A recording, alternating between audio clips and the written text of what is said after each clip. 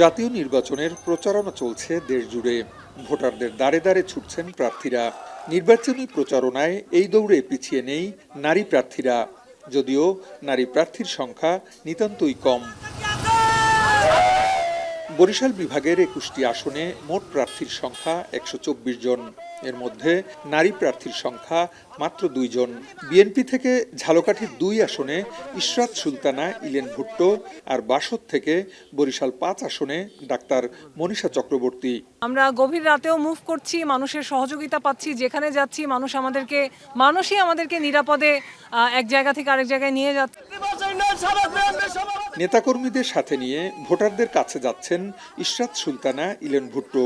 চাইছেন ভোট, দিচ্ছেন নানা প্রতিশ্রুতি।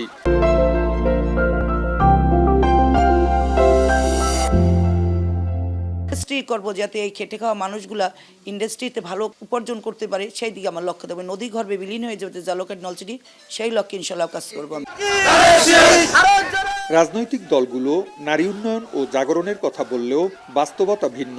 তার প্রমাণ নির্বাচনে নারীদের কম মনোনয়ন প্রাপ্তি।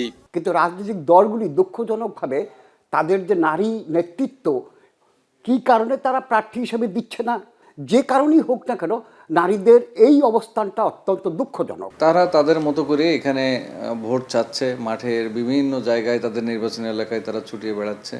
তো এরা আমাদের কাছে মনে হয়েছে যে তারা অত্যন্ত আমাদের নির্বাচনের যে আচরণ বিধিমালা, আইন কানুন তা মেনে তারা প্রচারণা করছে এবং আমাদের সহযোগিতা করছে। বরিশাল বিভাগে মোট ভোটার ৭৩,৩৯,০০০।